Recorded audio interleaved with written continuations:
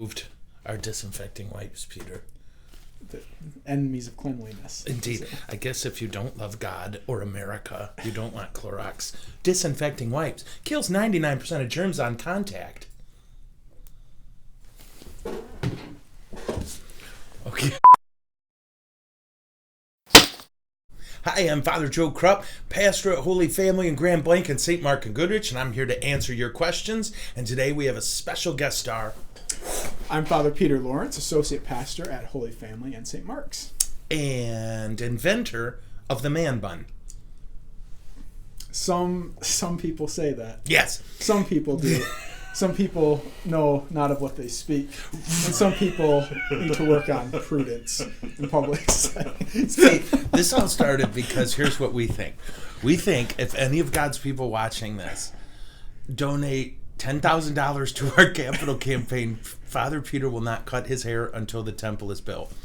And we haven't quite got him to agree to this, but we really think that's a minor detail. Because if we handcuff you, then you really couldn't cut your hair. That's true. So However, for me to grow my hair out for that long, I think the price would need to go up a little. We need some marble and some gold in that church. Yeah. Do they know about the dream altar? Did we tell them about this? I don't think so. Do you want to tell them, or do you want me to? I want Peter to. Okay. We have a dream. So I was perusing on the internet and found some gorgeous. There were some gorgeous marble altars and gold tabernacles that all come in this beautiful set. But it's just a little bit outside of our price range. Conveniently priced. Couldn't quite convince Father Joe to give up his retirements to make it happen. And everyone on staff's retirements. That's true. But if there was someone out there that had the means and wanted to provide us with that, out of love for God and hair, I would consider it seriously. It's priced to move at $100,000. Yeah, I think it was right around. Yeah. So. And that was side altars too. I know. It was a main altar, tabernacle, and side altar. So this is the will of our Father in heaven. No pressure, but if you have any concern for what God wants, pray about this. Let's get right into it. What do you say, brother? Do it. You want to take the first one? Sure. The Shuffle of Doom. All right. Let's grab. See, I got this one. Wow, you keep getting long ones, bro. Yeah. Ooh, this is a good one here. And a tough one. How do you find forgiveness for a family member who has hurt you for decades? It's jealousy that rears its ugliness. I am lost. This person has hurt me so much. I pray for forgiveness for her and for myself every day. So that's a tough one. You want to or want me to take it?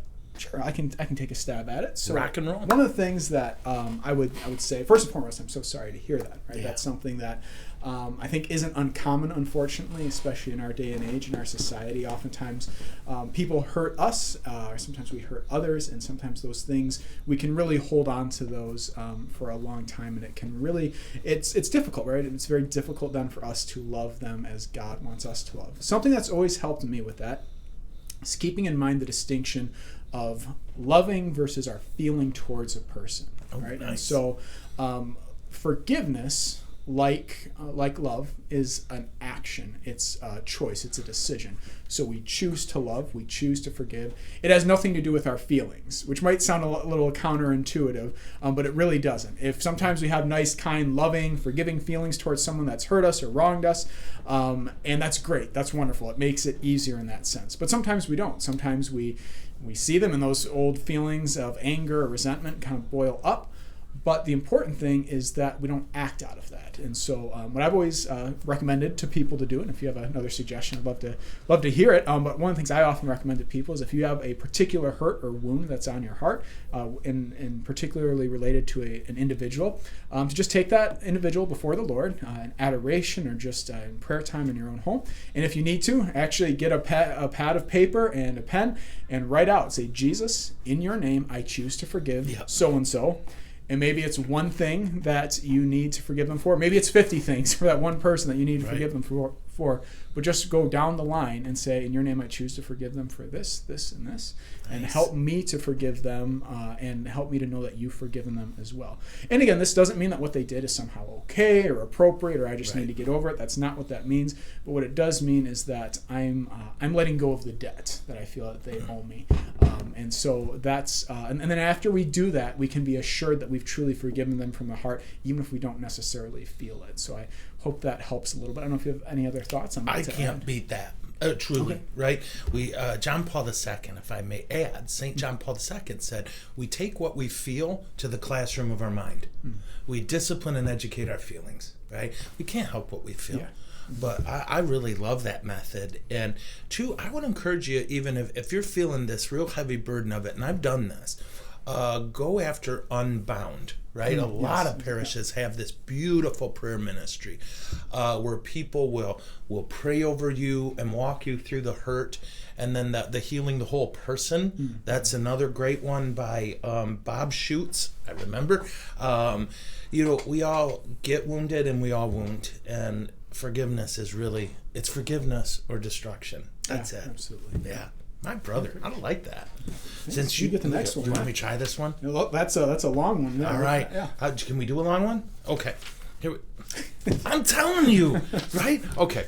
I have been reading the Bible over the past year, and I'm curious what you can share with me regarding the difference between the Old and the New Testament. Specifically, the Old Testament reflects God as very punishing and non-forgiving, yet the New Testament, and what we discuss on Sundays, is Jesus is very loving and full of forgiveness. Can you provide me insight as to why the significant difference? Oh, well, thanks for asking such a simple question. Yeah. No, this is a great one, but boy, yeah, it's a tough one in the sense of this. Okay, I'm going to encourage you to think of two things, and then Father Peter, if you need to clean up on this, you dive right in. Okay, so the first thing is this, and I want to invite you to take a minute and rethink the way you're reading the Old Testament. God is tender in the Old Testament, very loving, very gentle, and he is also wrathful when injustice or wickedness is being done. Okay, and some of that is a reflection of the culture that people were in. Before Jesus, there quite literally was not a government functioning with the same set of rules, neighborhood to neighborhood. So you could be in Israel with a set of very strict religious and social laws, and then literally cross a line and no, those are totally different religious and social rules. And violence was not only, it was constant, right? It was constant. And so remember this. Before Jesus, there was not an authority like the Romans, and I'm not saying the Romans were all good or any of that, holding it all together. There was no codified system of laws, which is that's a big factor. The other big factor is that it covers a much longer period of time than the New Testament. Okay, so the New Testament is 3 years of Jesus' life. Well, you could kind of say 5 if you take like the first 2 years of Matthew and Luke, okay? Basically about 5 years, and then the fallout from it over the next 20 years of the rest of the New Testament, because Jesus did change the rules. God didn't change. What we could handle changed. What we could process changed. And in the same way that when you got a little squeaker, mom and dad don't necessarily get into reasoning, it's just don't. Right? And then as they get older, mom and dad change their method of explaining because the child is more grown. And I think all of those things are factors here. Yeah, absolutely. I that's exactly one of the ways I would explain it. The other way too that's helped me is to think about it this way. In the first 2 chapters of Genesis, that's God's plan. If we want to know God's plan for the human race from the beginning, first 2 chapters of Genesis, you notice no war, no disease, no murder, University of Michigan. No right. Those to come in the new covenant after later. I think God's wrath is still upon MSU. It might Although be. It might be. We've had a little rough go. But but then chapter 3, that's when we have the fall of Adam and Eve. And everything chapter 3 and afterwards, I look at it as that's God's rescue plan, right? So that was not God's original plan for the human race. His original plan for us, again, was one filled with life and holiness and love, and free from all disease and death. And then after human beings, right, freely turn their backs on God through sin, now it's God dealing with trying to clean up our mess, so to speak. Nicely done. And so I think that's a way of looking at it. It's exactly like you said. Now God's trying to work with the messiness of human beings and help them with what they're able to receive and comprehend over the ages. And he's, as the human race matures, so to speak, yep, we're able to receive more of God's love and mercy and everything that he wanted. He had always planned on giving us from the very beginning. So hope that helps as well. That's great. See, that's what I told him earlier. Yes. So, now, one more or are we done? No, we're done. Yeah. Okay. Thank you so much for tuning in. We hope you enjoyed this. Absolutely. And if you've got any more questions, head over to the Church of the Family Facebook page, Church of the Holy Family. Yeah, because if you go Church of the Family, I think it's a cult. Yeah, and they will find you. It's not just a one-time donation thing. But Church of the Holy Family. I just want to know how you know it's a cult. I don't know. That did sound like one. You know, what's your church? Church of the Family. You know what I mean? And you'd have to say it with like really wide out. I belong to the Church of the Family. We are all one. So if you go to the Church of the Holy Family Facebook page and submit your questions there, yeah, you can take a stab at answering them. Absolutely, and you should also submit to the Pope. Yeah. Yes. So thank you, because then you won't find yourself at the Church of the Family. That's right. I hope there's not like a Facebook page of the Church of the Family who's watching this and like doing great work and lovers of Jesus and feeding the poor, and we're just sitting here destroying them. All right. Thanks for tuning in. Sorry that Peter is so out of control. We really appreciate this. Like and share these videos, and tune in next time. God bless you. God bless you. Go blue.